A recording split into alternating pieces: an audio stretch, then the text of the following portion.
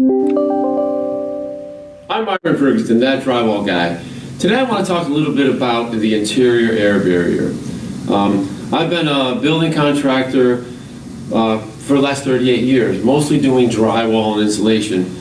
About 10 years ago, I really got into air sealing and helping people meet the new energy code. But what I really noticed a lot of is there's a lot of conflicting opinions and a lot of ideas about air sealing being too tight and what is the need for it and all that type of thing. I think the main thing you need to know is you want to build tight and you want to ventilate right. You want to air seal because we want control of the air moving in and out of our house. We also want to avoid problems with condensation and mold and rot and things like that that is caused by air moving through the assembly. And it's going to be a healthier place to live, and you're going to save energy. You want to air seal, and you want to do a good job. You want to take your time. I think there are a lot of people involved in the whole air sealing process as well. So everybody working at that job site needs to be informed. Like, let's say I'm the drywall contractor, and I am not concerned about helping you build an airtight assembly. I become the weak link there. I might be covering things that I shouldn't have. I might be cutting something out that I shouldn't have. And as a result, we're going to have air movement through that assembly. Another thing to consider is, if you want to pass the new energy code and build these healthier homes, is you need to plan for this. The best time to plan for air sealing is during the planning stage. Because as you progress through the job, it becomes more and more difficult to achieve those goals. And of course, when you're done and you haven't achieved your goal, it's most likely too late, or at least very, very difficult to correct any of that stuff. So keep everybody informed, plan ahead. I think that once we all become more accustomed to this, it really doesn't take any more time. It doesn't take any more time to do it right. And I don't really think it ends up costing much more money either. I thought I would quickly show you just a drawing I did of a house. And what we have is the exterior of the building is your building shell. That basically goes up and follows the roof line and follows all the way down to your foundation. Now, in this particular house, we have a basement, a first floor, and a vented attic. So in this case, we're not so concerned about the building shell, we're more concerned about the thermal boundary. And that's where your insulation is. So where's your insulation in this particular house going to be? Well, it's going to be along the basement floor, below the slab, and it's going to come up that wall, whether it's on the exterior or in the interior, through the rim joist area, all your exterior wall, and then, since it's a vented attic, it's going to follow the flat ceiling separating the house from your attic. So we have this in this particular case, it's a nice square. This should be really easy to do. Where are the weak links here? Where are the weak links in this assembly that often get neglected? Well, it's here where the rafters set on the wall. That is often not air sealed properly. You might get some wind wash through there. Maybe you didn't put enough insulation in and things like that. So that's a critical area. The rim joist area is another spot that is typically a problem that because it's neglected, a lot of people don't pass the blower door test. And a lot of times, just by sealing up the rim joist area, we're able to help them achieve that. Of course, you can even get air leaking in from around the footings.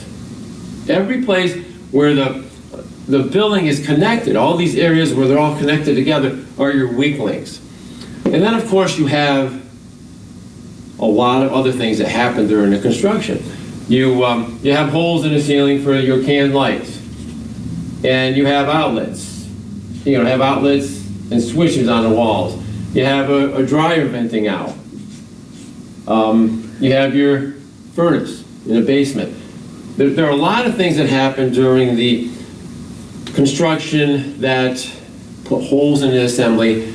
So all the weak links become all those holes, and that's what we're really trying to address here.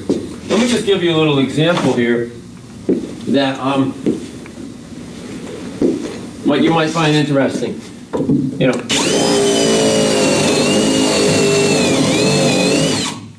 if I just drill a hole through this plate, down into the crawl space or down into the basement, what have I done? I've created an opening into this assembly for air to flow through. So that hole can allow air into here, and it could seep into this other bay and up into your attic. So all these little weak links become problems. I thought of that because I used to do a lot of sound control. And I remember one case, we were doing this commercial building, and we were making a lot of sound. We were trying to make this offices. They weren't soundproof. We were just trying to control the noise because there was a warehouse right next door. So we went to a lot of trouble.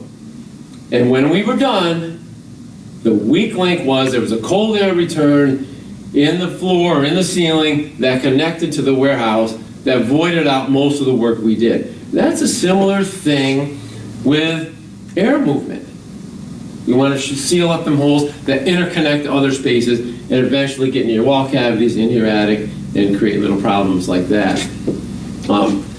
What are some of the materials that we use as an air barrier? Well, your concrete floor is your air barrier. Your concrete wall is your air barrier. And then the sheathing on the outside is also an air barrier. They aren't necessarily vapor retarders, but they are very good air barriers. But as soon as we drill a hole or put a hole in any of these things, we compromise that. And let me just give you an example that I thought was pretty interesting.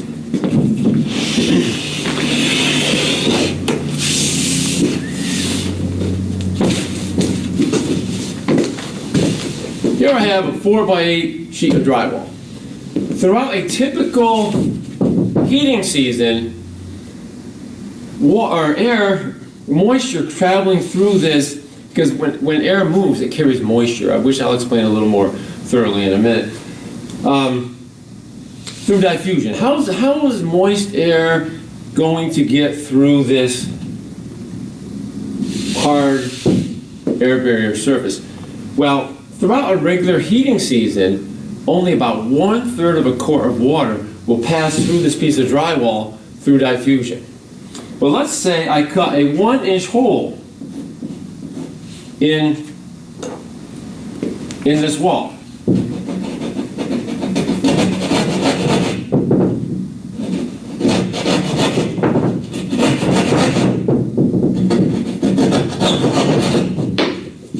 And that's not that significant. It's just a 1-inch hole. Most walls have a 1-inch hole in them whenever you cut out for an electrical outlet or a ceiling light. And quite often they have more than one hole in it. Now, like I said, that doesn't seem very significant. You know how much moisture is going to go through this wall because of that 1-inch hole during the heating season? 30 quarts of water. So I think we need to be more concerned with sealing up all the holes than we are really worrying about putting a nice vapor retarder in. The air barrier is extremely important, more important than you might even think. I thought that was a pretty good example of what we need to worry about.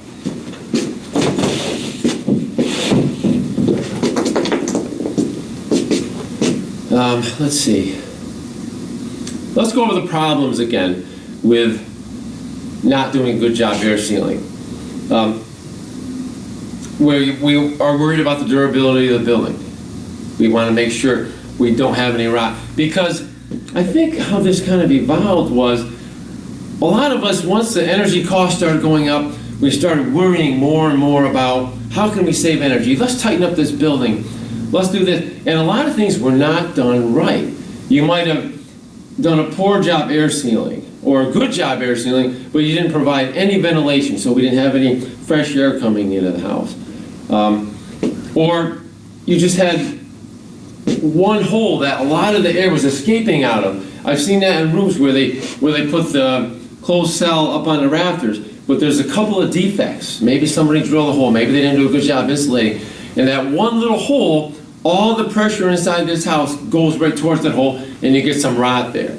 So meeting the air tightness test by having a blower door test done at the end of the construction helps us to know that we've achieved the air tightness we want. It's going to help us avoid these little problems. So save energy, help with the durability of the home, and have a healthier home for people living. Healthier home is extremely important because, you know, I hear people say, well, house has to breathe. And that's true, house does have to breathe. But we want control over how that house is breathing.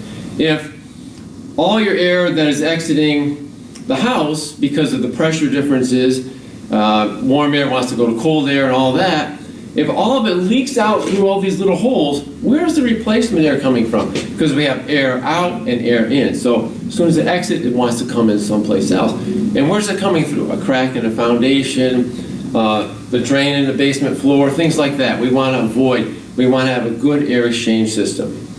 And that usually with the heat exchange system that actually draws air in from the outside as it vents. And that's a balanced system. Some people are doing just an exhaust only through their bathroom fans and things like that. And that does work, but you really want to have a port also to allow the fresh air to come in. Because, like I said, if you're venting air out, the replacement air has to come in from someplace. So just be very aware of that. Okay, so I'm supposed to be talking about the interior air barrier. You can have an air barrier on the interior, of course, but the most obvious place for all of us is on the outside of the building, because we know the outside of the building is exposed to the elements. So our first thought is, yeah, put the air barrier on the outside. That makes the most sense. So definitely put the air barrier on the outside.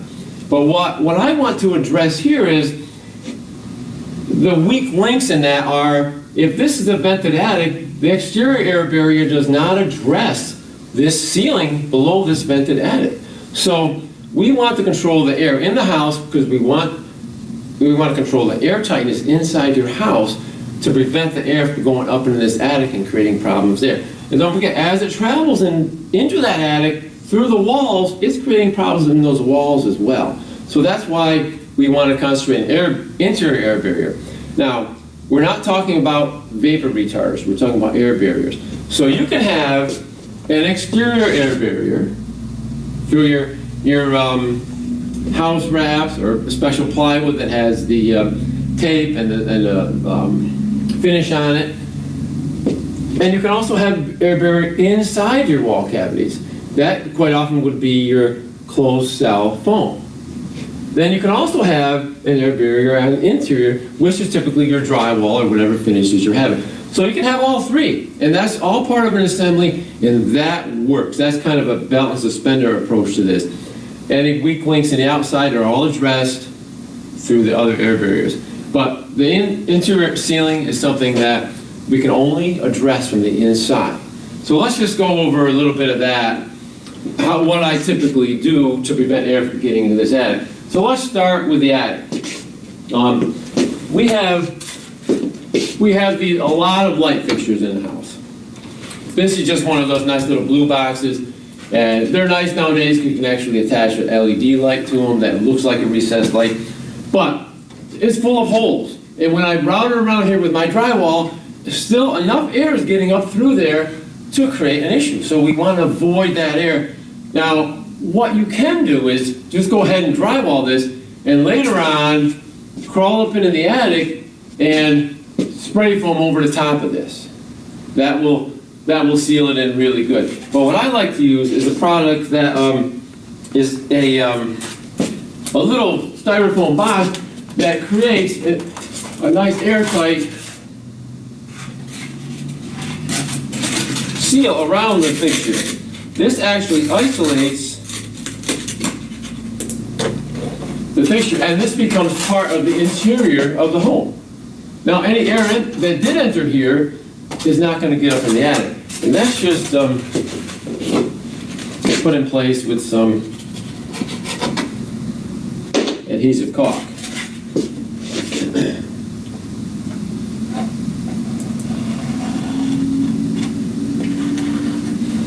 did cut a hole out for that wire, so I will go up, I have to get up there on a step ladder and foam that just to seal that as well.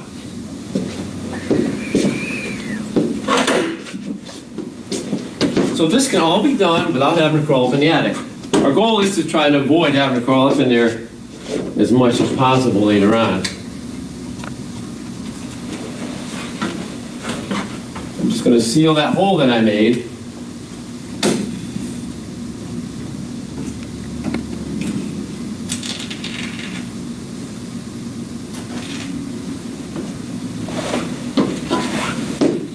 So that's created a really nice air seal around that ceiling box.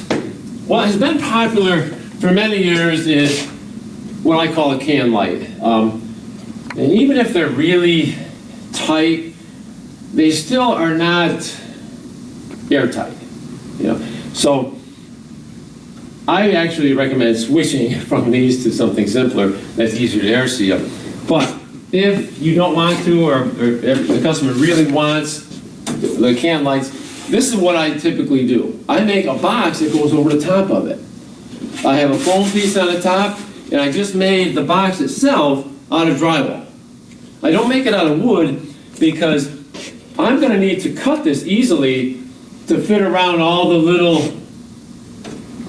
you know, the little support bars of this and any wires and stuff. So I would set that up in place, then mark out the locations for these little rails and cut into the box and set that down lightly. Now, once the drywall is hung, I'm still going to have to get up in there and seal it around the perimeter of this to get a really nice air seal. So that is a little bit more work to do than this box location here, but that's one way to address these recessed lights, because you really want to do a good job air sealing around them. Because sometimes I remember one job I was at, there was 45 of them in the house, 45 recessed lights in the attic where it goes up into the vented attic in the ceiling. So I was really concerned about that. So I spent a whole day making boxes to air seal around all those recessed lights. But, you know, we corrected it. So that's a few things in the ceiling. What I like to do is I make really a lot of use of the foam gun. And I'm going to address, you're probably going to think, well, he's overdoing it. But part of my theory is if you think you're overdoing it, you're probably doing it right. So if you think, well, maybe I should do that, and then you decide not to do it, that's a mistake. Do whatever you think is going to help achieve a nice air seal. So I use the foam, and I actually go around the interior of every bay. Right along each stud, especially along the bottom plate. And if there was a seam here in the plywood, I would go right across that too, to seal that. So now I've really sealed it up nice. It takes a few minutes, really. I could probably do a whole house, you know, not a huge house, but a normal house in probably one morning, just going through. Other things you need to address is any holes, like the one I drilled over here earlier. You want to seal them up. Like this wire, where does that go? Well, it goes in the attic. So I seal the top of it, but why not seal the bottom of it too? Because air coming from that bottom hole is going to get in this bay, go through this hole I drilled for the outlet, and who knows where it's going to end up from there. So I even seal wherever the wires go through. Especially when I get into the inside corners, you want to make sure all that is sealed up really well. So make good use of the foam. I kind of like using the, this is a, I'm looking for the term for it. It's a fire resistant type foam. I like it because I know I was doing a light commercial job and I was foaming all this, and I know the inspector said, make sure you're using fire resistant foam. So I pretty much use that for most of my stuff now, just to cover all the bases. Another thing that I like to do is I like to make a use of caulking. Like, see this gap right here between the two studs? They're all over in the house. I take a bead of caulk and I'm going to fill every one of these in the house, because that's a potential air leak that would not be addressed otherwise. So there, even between these two top plates, seal it with caulking. This is not a job that requires a lot of skill, so you can have pretty much anybody in the crew doing it, and it's something that's easy to monitor because you can check to see that it's done right or wrong. So all these are things that your less skilled people can do, and it's all done in advance of hanging the drywall. So it's not part of that system, it's part of another part of the construction process. Oh, another weak link that I almost forgot about, the bottom plate. These bottom plates are pretty direct pass to the outside. So I always caulk right along the bottom, and make sure you clean it first. Sweep and vacuum so you get a good seal. So I caulked along the bottom plate to seal that, and inside the stud, so there's really no air is going to get in through there now. So I've done a really, really good job. And that's, you know, that's throughout the whole project. Another thing that I recently discovered that I think is pretty cool, it's actually a drywall gasket that I've used on a few houses, because when I'm hanging the drywall, I like to create airtight drywall. And I was just using adhesive and caulks, so just prior to hanging the drywall, I would apply a bead of caulk around the entire perimeter, and then hang the drywall and then create a nice seal. The problem with that was we didn't want to do it while we're hanging drywall. We're trying to get stuff done. And this was just kind of a bit of an obstacle. It slowed us down a little bit. Plus, I didn't know if it was really being done. But with this gasket, it can be put on a few days ahead of time. And it'd be the same idea. I'm just going to go right along the top plate. Put it on a little heavier than that. You're going to apply a bead of this gasket right along the entire top plate.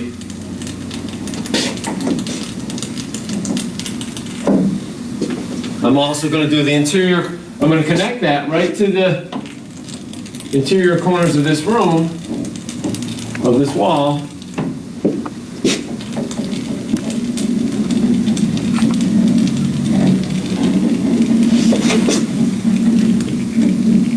And then I'm going to go right along the bottom plate too. You're also going to go around every window opening. Every window and door opening going to the outside is a hole in the wall. So that needs to be addressed. So just go around all those openings. Now the cool thing about this gasket is it's all done ahead of time. So we can see the quality, we can see that it's done. And in about 2 hours, this will set up. It will cure. And it becomes a flexible gasket. So it really works very well. It doesn't hold anybody up. So it's just something else to think about, you know.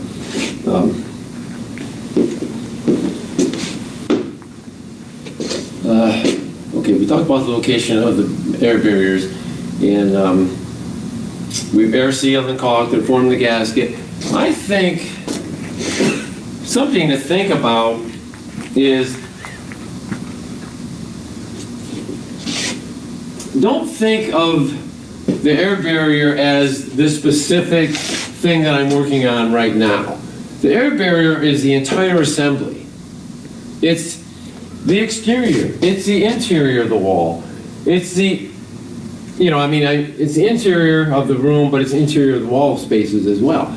So all those pieces together work as your air barrier. So it's not like you're having 3 air barriers, you're just having one really good air barrier. And that is connected right to the ceiling as well. So keep in mind, anything that enters these wall cavities also enters your ceiling. Which just made me think, Do we worry about interior walls? This is an interior wall right here. You know, we've mostly addressed the exterior. But what about air entering these interior walls and possibly getting up into the attic or into these other walls as well? Because it's all interconnected. So any holes in these walls interior walls have to be sealed. I do recommend gasketing or caulking around the entire perimeter of each interior wall as well. I don't typically put an isolation block around outlets in interior walls. I just make sure that I seal all the holes in that wall so it can't get up in the attic. But I meant to explain this, show you this. This is a similar block. This goes on the over the stud, over the outlets on the wall.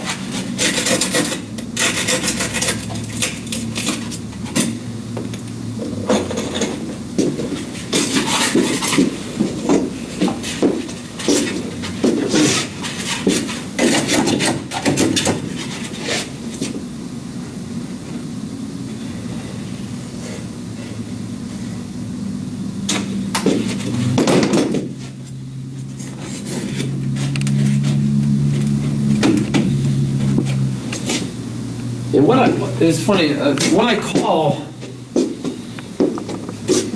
I had actually a little program that I introduced in my business a few years ago, and I call it preparing for installation.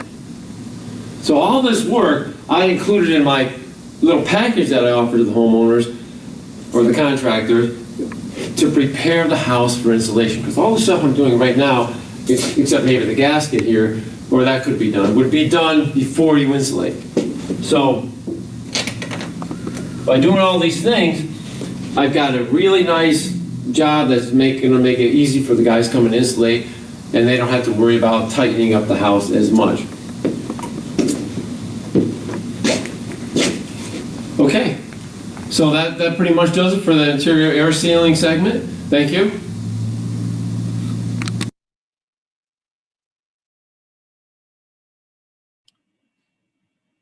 Thank you, Myron. I'd like to open up the floor to any questions anyone has. You can just hit your unmute button and talk.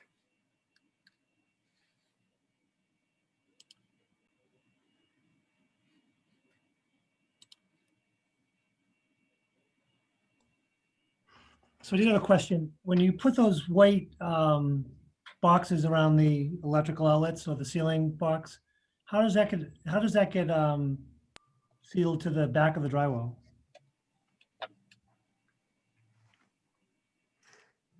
You can apply some caulking to it just before you hang the drywall, or you can apply that gasket that I showed at the end there. Okay, thank you. I think even works a little bit because the drywall fits pretty tight against it, so it makes a natural seal, a pretty good seal naturally, even without the caulking and foam. Good question. Any other questions?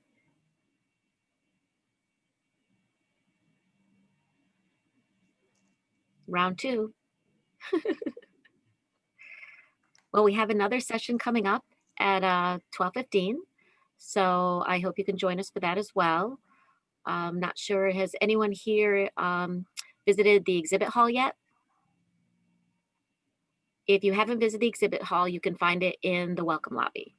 And again, hope to see you at 12:15. Thank you. Thanks. Thank you, Myron. Thanks.